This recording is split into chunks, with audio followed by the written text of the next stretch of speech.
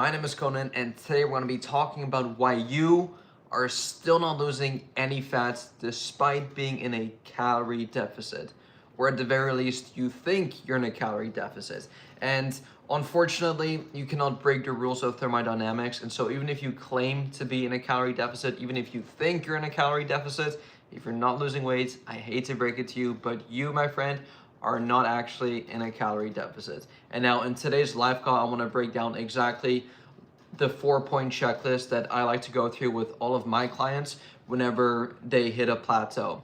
Because it is super common for you to think you're doing everything properly, you're on track with everything, and then the weight just doesn't seem to come off, right? And it's very frustrating. I've been through this numerous times before during my own weight loss journey when I first got into fitness. I thought I was doing everything right, but then when I really looked undercover, like with like a microscope, and really analyzed everything that I was doing, I realized that I was actually doing a lot of things wrong. And it wasn't until I identified what these 4 things were when I actually started to see the weights come off once again. So we're gonna go over everything one by one. Now, these are not in any particular order. You may be doing 1 of them, 2 of them, 3 of them, 4 of them. If you are currently doing all 4 of them, then yeah, it definitely should not be a surprise why you're not losing any weight. But yeah, like I said, these are like the 4 questions that I always like to ask all of my weight loss clients whenever they think they're not losing any weights despite still being in a calorie deficit. Because if you truly are in a calorie deficit, like, you should be losing weights, no question about it. And so even thinking or saying to yourself that you're not losing weight despite being in a deficit is already fundamentally false, because like I said at the start, it's physically impossible to be losing weight in a calorie deficit. So let's go over everything one by one. And now if you guys do have any specific questions for me as I go about this quick little presentation, feel free to comment something in the description or in the comment section down below, and I'll do my very best to answer them for you. So without any further ado, let's get into it. Reason number one why you're not losing any weight despite being in a calorie deficit is that you are not tracking the BLTs. Now, I do not mean the sandwich BLT, bacon, lettuce, tomato. I mean the bites, the licks, and the tastes, right? This includes all the snacking you do throughout the day that you may or may not be wary of, right? So that spoonful of peanut butter, those few fries off your kid's plate, or that lick of the spoon after cooking still counts.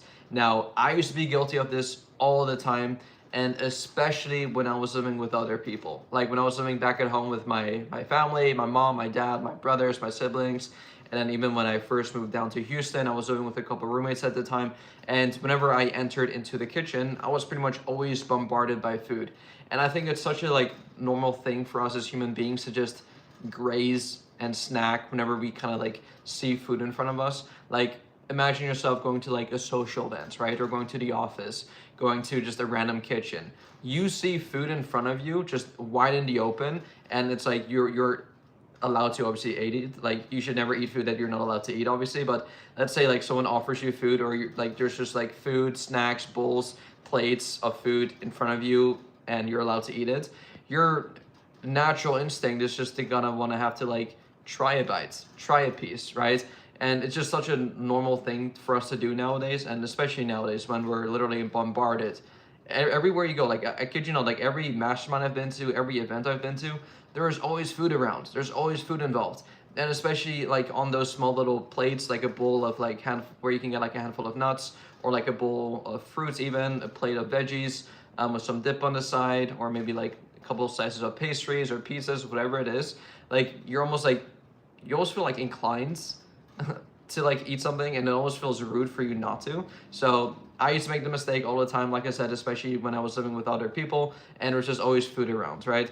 But one thing to keep in mind is that each one of those small bites can literally add up to 200, 300, 400, 500 extra calories per day, which is literally enough to completely erase your entire deficit for the day. Because let's say you're in a 500 calorie deficit, or at least you think you're in a 500 calorie deficit, by just having a small little handful of nuts here and there, small little bite to eat here and there, that could easily wipe you out of your deficit and either put you back to maintenance, or worse yet, in a slight surplus. And that is the worst thing ever, especially if you're putting in on the effort with your meal prep, your dieting, but then if you graze throughout the day, maybe it's at the office, maybe it's at the desk, maybe it's at some of the weekend social events you're going to, whatever it may be. Like it kind of sucks, right? And this doesn't apply with just point number one. This applies with all the points. Like if you're putting in the effort of just simply tracking your food, that's already quite a bit of work you're putting into your health journey, right? Of you losing weight.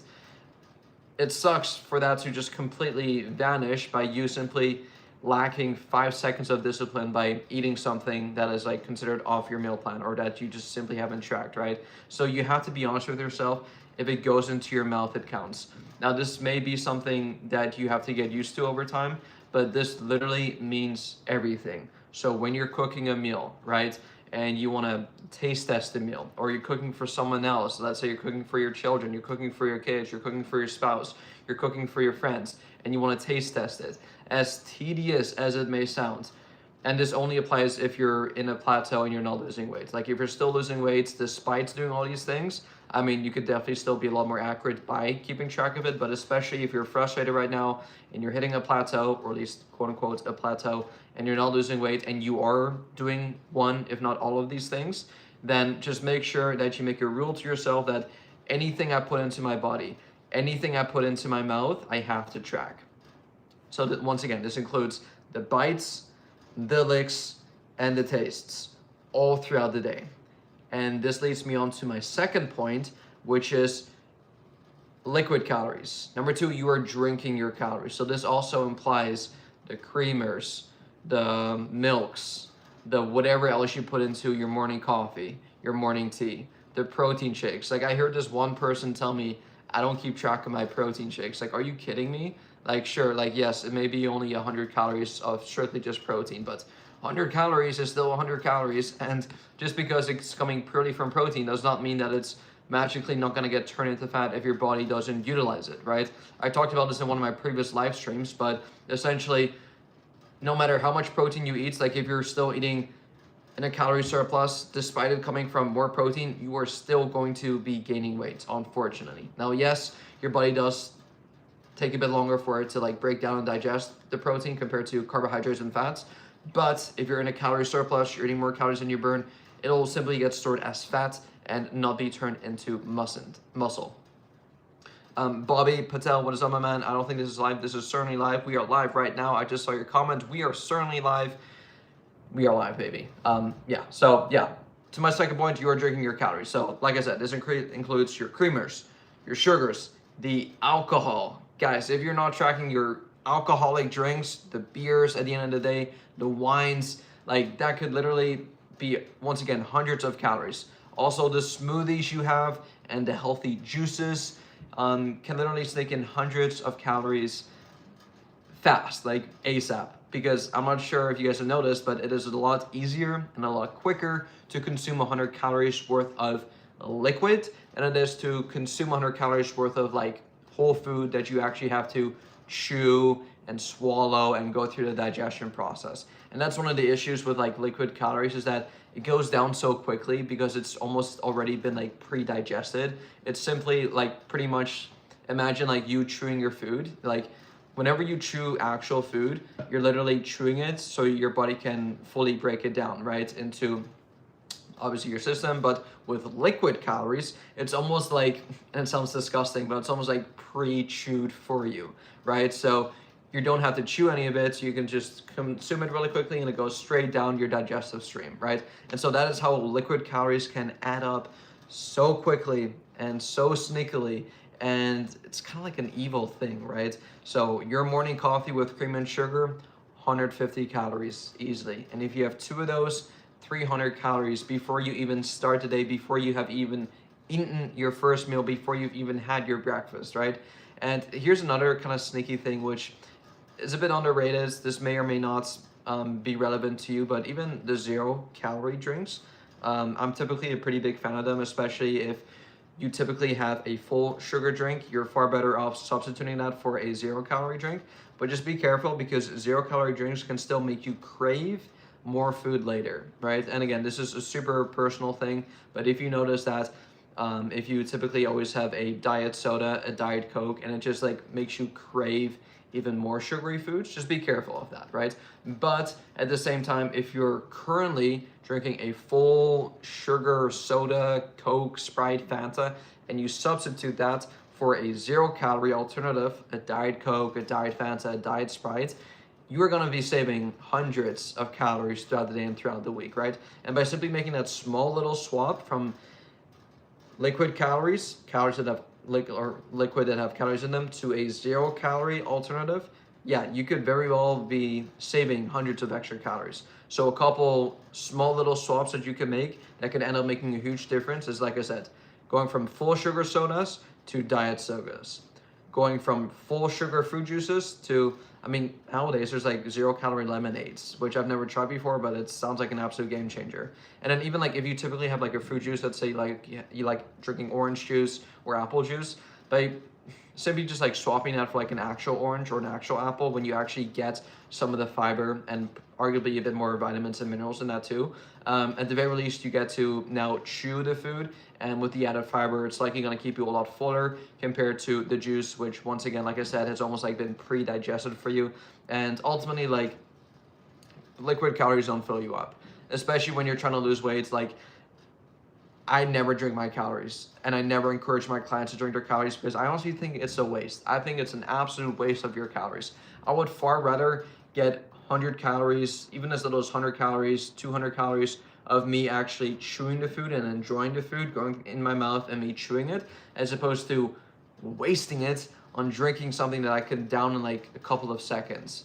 And especially when you're on a weight loss journey, like, you gotta remember that you only have a finite amount of calories that you can kind of work with throughout the day, right? And I would far rather like enjoy the food that I eat throughout the day, as opposed to chugging down a quick little 100 calorie, 200 calorie, 300 calorie drink that is down in seconds and does not fill me up whatsoever.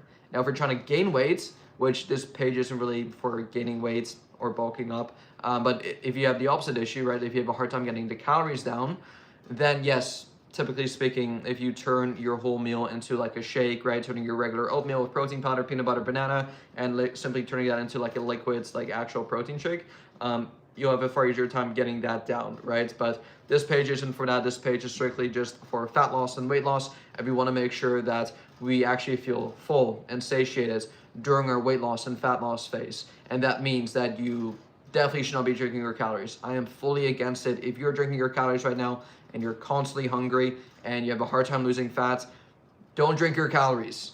Eat your calories, because you're gonna feel a lot fuller for a lot longer. Please make that swap right now if you haven't yet.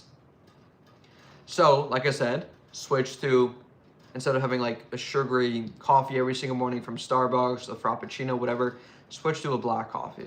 You're still gonna get the same caffeine hits. It's probably gonna hit you a lot harder as well. I love black coffee. I used to hate it, but now it's like part of my morning ritual. Swap your sugary Frappuccino, which honestly is just a milkshake, and by then, and swap it for a black coffee or for a tea, right? Or like I said, a 0-calorie drink or a low-calorie protein shake. Those are totally doable, but just make sure that you actually keep track of the calories. So now, I'm not saying that you can never have liquid calories ever again. Like, if you love having your morning coffee with cream, with sugar, with milk, with all of this crazy stuff, by all means, be my guest. Have it, drink it every single morning. You can still have that and lose fat, 100%. But, just keep track of it. That's all that I ask of you to do. If you keep track of it, I'm happy. And you'll be happy too, because you're gonna be able to take that into account and then therefore put it into your daily calories for the day. But if you go throughout your day and you have your morning coffee and you put a ton of cream and a ton of sugar and a ton of milk into it and you don't keep track of it, that is going to be your issue, and that is going to be your bottleneck. So at the very least, if you do insist on drinking your calories, and if you're like, you know what, Conan, I would rather just not feel full and just consume all of my calories through liquid form, be my guest, but at the very least, keep track of it. Track. Like I said, you have to be honest with yourself. If it goes into your mouth, if it goes into your body, it counts. This also implies, like, if we're really like getting into this, the nitty gritty here, this also implies if you take pre-workouts, most pre-workouts have a couple calories in them, right? It's maybe a couple grams of carbs. Still keep track of it, because 1 gram of carb has 4 calories, And if you have like 10 grams of carbs in your pre-workout drink, that's already like what, 40 calories right there, right? And now typically most food labels can actually get away with saying 0 calories. So typically whenever you look on the back of a label, typically you always see like 6 grams of carbs, but only 5 calories or 0 calories or 10 calories, because legally most food companies can actually get away with saying 0 calories despite it still having maybe 5 or 6 grams of carbs, because it is such a marginal thing. And yes, for most people it's not really gonna add up. Like if you have a couple drinks that have 5 grams of carbs in them, it's not really gonna like make or break your fat loss journey. And the reason you're fat is probably not because of those 0 calorie drinks, but like I said, if like you're really in that plateau and you're not keeping track of all these small little things, especially if you have numerous of them throughout the day, throughout the week, throughout the month, it can certainly add up, right? So yeah, that could include the electrolytes you have in the morning, for example, right? Like the electrolytes that I drink every single morning, I believe has like 20 calories, 6 grams of carbs. And like personally, I don't keep track of it because it's not really holding me back, but I know if push comes to shove and I'm like really like struggling and I'm really like in this weight loss, fat loss plateau, like I'm gonna start keeping track of it, right? Because if I have a couple of those throughout the day, one in the morning before my morning cardio, and then one during my workouts, during my afternoon workouts, my weightlifting session, like yeah, that could be 12 extra grams of carbs, which again is so marginal, but yeah, it counts. It can certainly count, right? So that's my second point. You're drinking your calories, so make sure you keep track of the liquid calories. And that'll bring me on to point number 3. You are not tracking your food accurately using a digital food scale. When I first got into lifting, or not lifting, but specifically tracking my food, I would literally eyeball everything. And that is far better than not keeping track of anything altogether. But you'd be surprised, and this is almost like, it could be a good or a bad thing depending on what foods you like eating and how accurately you have been prior to using a food scale, but you'll notice how completely off you were by simply eyeballing your food, or even like using measuring spoons and measuring cups. Like some of those can be so off where you'll start to cry. Like I remember this so vividly, and I've told this story a couple times before, but when I first got into tracking my food, I loved eating peanut butter. Like I went through this peanut butter cake. This was in grade 9. I was 14 years old, and I kind of got into the whole marketing thing where, oh, peanut butter is a high protein source, blah, blah, blah. Just complete marketing scam. But I ate a ton of peanut butter, and I always thought it was like this great high protein health food, which it certainly is a great source of fat, but it's definitely not a good source of protein. Like I definitely encourage, like if you love peanut butter, eat peanut butter. It's a great source of healthy fats. Add it to your meals, add it to your oatmeal, but just don't view it as a source of good protein, because it's certainly not. Great source of fat, horrible source of protein. Anyway, I was eating a ton of peanut butter, and I started tracking my food, and I was like, okay, I looked on the back of the label, and it said per 1 tablespoon, 90 calories. I'm like, okay, awesome, not bad.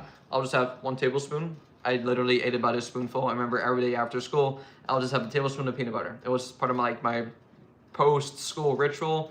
It was so delicious. It wasn't even the natty version. It was like the Skippy one, or like they had like powdered sugar, oils, all that stuff. It was delicious. It was delicious. But I remember I was tracking it, and then I noticed that like, I didn't notice, but like I just one day I got a digital food scale. I'm like, I should probably start keeping track of my food a bit more accurately, because I saw all these full day of eating videos of these athletes and of these pro bodybuilders, and I noticed that every single one of them weren't just tracking their food, but they were tracking their food using a digital food scale.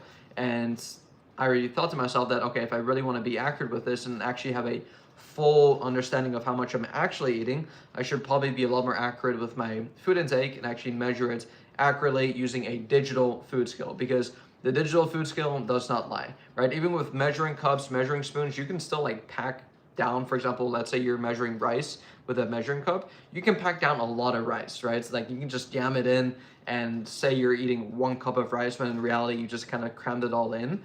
Same thing with ice cream, for example. I used to eat the whole like flexible dieting approach. I used to have a ton of ice cream every night, so, and it could still fit within my macros, but I remember I would like jam pack it into a cup essentially, right? Definitely you can cram in a bunch into a cup essentially. But anyway, going back to the peanut butter story. I remember I got a digital food scale, and I put the peanut butter on the scale, I put it on 0, I grabbed my little tablespoon, and I would just typically grab whatever I typically thought would be a regular tablespoon, right? 1 tablespoon is 1 tablespoon.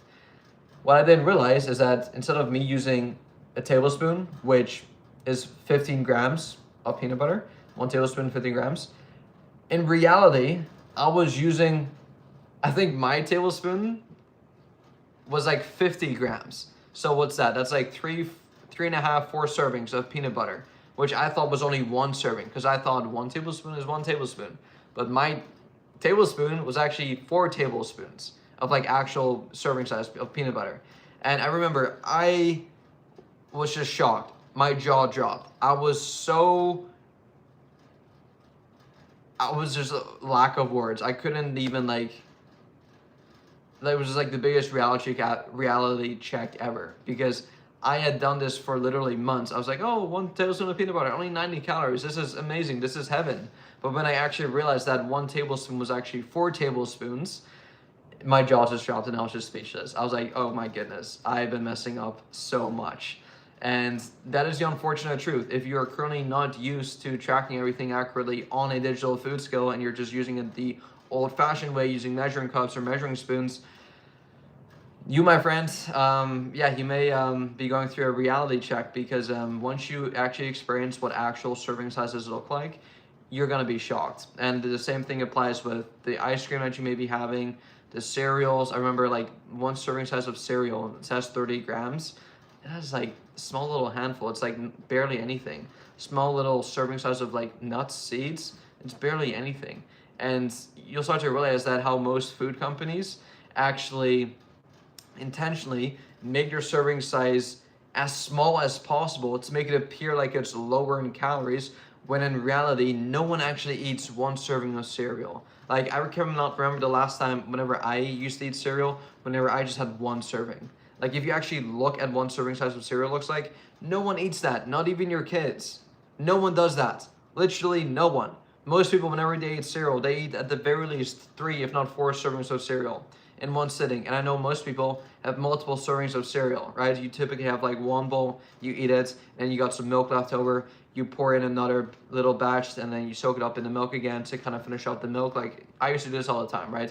And I'd probably get down like 6, 7, if not 8 servings just for breakfast as a little kid, as a chubby little kid growing up, right? And I went to Walmart yesterday, and one of my assistant coaches, Matthew, who's our assistant coach for our online coaching program, he's from South Africa, and he's first time ever visiting America. We went to Walmart yesterday, and we went through the grocery aisle, the cereal aisle specifically, and we walked past the like these cookies. I don't know, there's like these big cookies, and then we looked on the back of the package, and it said 220 calories. But then when we looked a bit closely, it said per 1/4 of a cookie. And that is what literally every single junk food company does to you.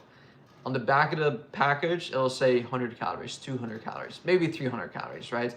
But typically you never see like 400, 500, 600 calories on the back of the package, right? Because like I said, all these food companies, they have thought this through, because they know that you are still gonna be calorie conscious, right? The average person, when they look on the back of the label, it's like, oh, okay, it only has 100 calories, 200 calories.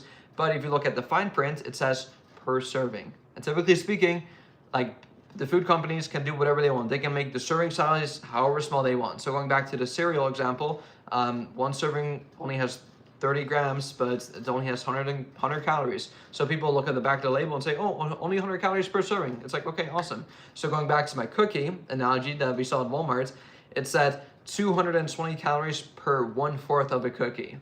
And so the entire cookie was actually 220 calories times 4. So the entire cookie was actually 880 calories and not 220 calories. And so that is how the food companies almost like sneak, or it's almost like the sneaky way of like, oh, we're not actually that high in calories, or that high in calories as you may think, but in reality it certainly is. So make sure that you don't just look on the back of the package, make sure you look at the serving size as well, per serving, right? And typically speaking, you're gonna have to like ask yourself, like, how much do I actually eat, and how much does that compare to an actual serving size? So if you haven't yet, going back to my third point, you are not tracking everything accurately using a food scale. So if you're currently still using measuring spoons, measuring cups, or just eyeballing things, use a measuring or use a food scale, specifically a digital food scale. Don't use those old school scales. Like, use an actual digital food scale. They're super, super cheap, super affordable.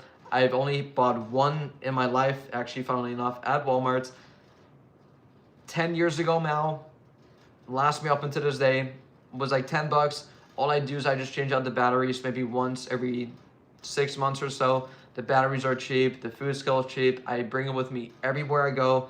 Bring it with me when I travel, whenever I visit home, whenever I visit my family. I bring it with me everywhere I go.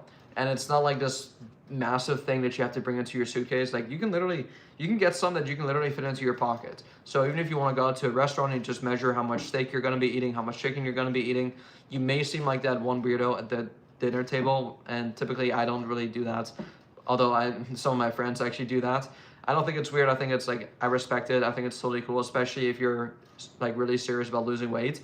Like, most food scales, you can literally just, they're so portable. You don't need a charger.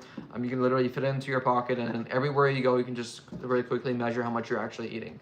That is one of, if not the biggest hacks that I can give you right now. So, eyeballing portions equals guaranteed to underestimate. A tablespoon of peanut butter, like I said, can often be 2. A cup of rice is often 1.5, if not 2 times more. And make sure that you always weigh your food in solids and grams and liquids. And liquids in okay, sorry, let me rephrase that. Always weigh solids, like the solid foods, in grams, and your liquids in milliliters, because the scale never lies. Accurate tracking for 7 to 10 days can reveal exactly where your calories are leaking. So I encourage you to do this. I don't recommend most people to do this for the rest of their life, but at the very least, I think it's very beneficial for anyone, regardless of if you're into fitness or not. But just be aware and just be wary of like what an actual serving size looks like. How much the food you typically eat, like how much you're actually eating. Just being somewhat conscious of that just makes you a bit more aware and can actually lead you to making better food choices. Like, if you're currently right now, you have no idea how much you're actually eating, just simply being aware of how much you're currently eating, and just being aware of like what a serving size looks like, how much 1 cup of rice actually looks like, how much 1 tablespoon of peanut butter actually looks like, how much 1 bowl of, like the bowl of almond that I typically have, how much that typically is, right? Just being aware of that can just subconsciously make you make actual better food choices. There's actually been studies showing that people who are fat and obese, they did not change anything to their diet, anything to their workout routine, exercise routine. They simply just had them track their weight every single morning, and they subconsciously started losing weight. They didn't do anything with their diet, anything with their workouts, anything to their sleep, anything to anything, other than they just made sure that they hopped on a scale every single morning, and just subconsciously, by them being aware of their weight every single morning, just made them just make better choices. It's like, okay, I know I weighed myself last week and I was this weight. This week, let me just make some better choices. Let me be a bit more active. Let me eat a bit less food, and let me see how my weight fluctuates this week. And just like subconsciously, you just start to make just better lifestyle choices in general, right? And so just being aware, being wary of what you're consuming, portion sizes, all these things can just lead you to making better choices. So at the very least, take 7, 14 days, couple weeks, even an entire month of you just deliberately, specifically, accurately tracking your foods. Just go through the phase, just do it once, and you'll realize how either accurate you were or how off you were, right? So go through that if you haven't yet done it. And the last point here, why you're not losing any weight, despite being in a calorie deficit, is you stop tracking on the weekends. I find this the funniest thing ever. Your body, my body right now, does not know whether it's a random Tuesday night or a Thursday evening or a Saturday morning or a Friday night with the boys at the bar. It has no idea. It only knows how many calories I'm consuming. And so I think a lot of us give ourselves this free pass just because it's the weekend. It's like, oh, I was really good. I behaved well Monday through Friday. I deserve a cheat meal. I deserve to let loose a bit. I deserve to go out with the boys. I deserve an extra drink. I deserve an extra bowl of ice cream. I deserve this pizza. But that mindset could be the very reason why you're still stuck, not losing any weight. You gotta keep in mind that the weekend has only been invented, like it's this very modern invention. It's only been invented for the past, I would say hundreds, 110, 120 years in the early 1900s by this random dude who was working all the time, and he was like, you know what? I work a lot. I don't really like my current job. I want to escape reality. I want 2 days of just completely doing nothing. And I definitely think that the weekends, like the concept itself, like I think it's great. Like I definitely encourage people to take breaks, to recharge their batteries, to just have time off of work and stuff. But unfortunately, through evolution, your body doesn't shut off on the weekends. Like it's still gonna be operating, like your metabolism doesn't shut off, your food, like everything just keeps on running, right? Like your body does not know the difference between a random Tuesday and a Friday night or a Saturday night, right? And so if you're currently on top of your behavior, you're tracking everything, you're on top, like I went through the list, right? Let's say you're tracking all your BLTs, your bites, licks, and taste, you're tracking all your liquid calories, your drinks, you're tracking everything accurately using a food scale, but then you just don't do that on the weekends. This is your bottleneck. This is something you're gonna have to fix. And now we use a ton of different strategies with my current clients who currently are on top of their behavior, who do everything accurately, but they insist, they still want to let loose a bit on the weekends, right? Because you had a hard week at work, you were super on top of it, you were super strict, so like you kind of want to go out, right? And that's typically whenever you have the free time to go out because you're not working as much, right? You want to go out with the boys, you want to go out to your favorite restaurant, you want to go out to date night. And we actually encourage that inside of our program. Like most of our busy guys who we coach, who continue on losing weight, like we have them eat out a couple times a week, right? And we actually use a strategy called calorie banking, which I can make a completely separate YouTube live stream on, maybe tomorrow or a different time. But yeah, we use different strategies like that, which basically allows them to be on top of their diet, be on top of everything Monday through Friday, but on the weekend they can literally have like thousands of extra calories whenever they go out to a restaurant or whenever they want to go out to a party or whatever it may be, and still lose weight at the end of the week. So I'll definitely make a separate video on that because I can talk about this at length in another video. But yeah, just to wrap up here, like Monday through Friday, let's say you're in a 500 calorie deficit every single day, but then Saturday and Sunday, 2,000 calories over from eating out, drinking, and those cheat meals. That wipes out your entire weekly deficit, and the scale will stay stuck because of that. So fat loss is weekly and not daily. And I would so much rather you be more concerned about your weekly calorie intake as opposed to the day-to-day calorie intake.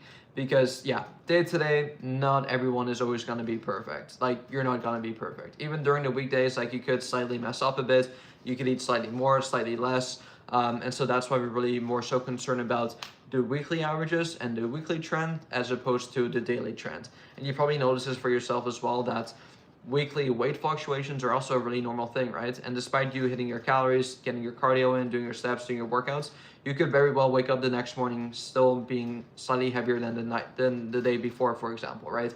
And it's not because you messed up, it's not because you did something wrong, it's simply just because maybe you ate your meal a bit later on at night. Maybe the food hasn't fully digested yet. Maybe you haven't gone to the bathroom yet. Maybe you're a bit constipated.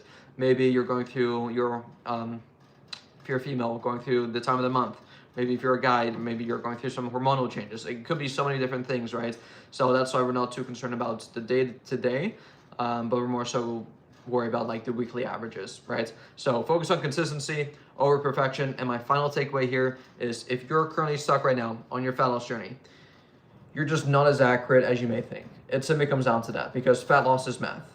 Math is math, numbers don't lie. And math does not care about your feelings or your intentions. The more precise you are with tracking, the faster you see results. So hopefully you guys took something out of this, but go through this list, right? I'll go through it one more time. Number one reason you're not losing weight despite being in a calorie deficit is you're not losing or you're not tracking the BLTs, the bites, licks, and taste.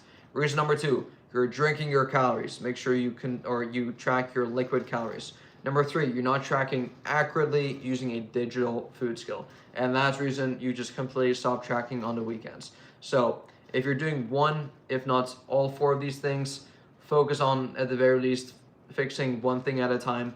And then once you've dialed that in, fix the next thing and then the next thing.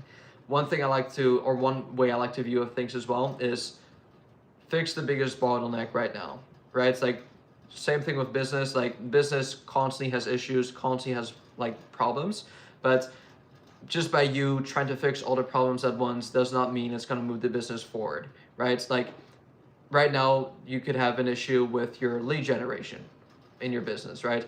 But if you have a bad fulfillment process and you're just losing clients or losing customers on the back ends, well, maybe that is your current bottleneck, right? So as you can tell, there's multiple bottlenecks going on at once, but you gotta make sure that you identify and then fix the main constraints that's like actually holding you back, because you could have the best whatever, but if you constantly keep on losing customers or clients or business on the back end, you should probably fix the back end first before you fix the front end, for example. And the exact same thing applies on your weight loss and fat loss journey. Like you could be making, let's say you're making all 4 of these mistakes. Well, focus on the biggest mistake that's probably holding you back the most.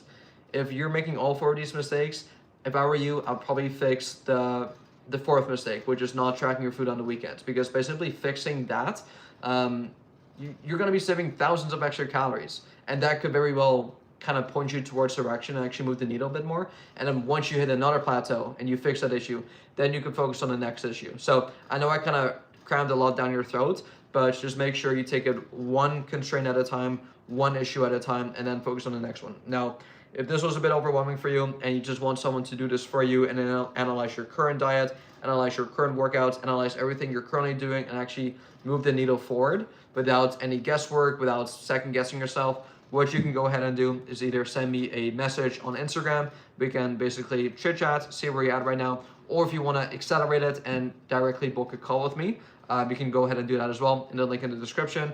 And we'll essentially get on a Zoom call and we'll go over your current goals, we'll go over your current struggles, and create a game plan together to help you absolutely crush your goals in the next coming months. So with that said, I'll let you guys go and I'll see you all soon. Peace.